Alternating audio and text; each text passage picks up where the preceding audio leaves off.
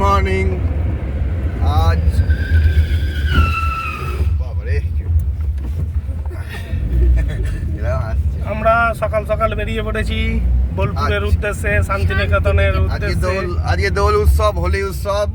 আমরা এখন যাচ্ছি সোনাঝুরি খোয়ায়ে। এখন দেখা যাক সেখানে গিয়ে কি পরিস্থিতি আছে, কখন ঢুকতে পারি।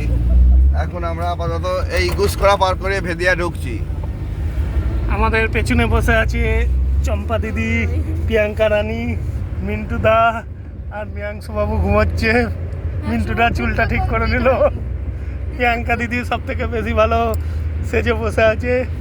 এবার কিছু বলবে উনি, বলুন।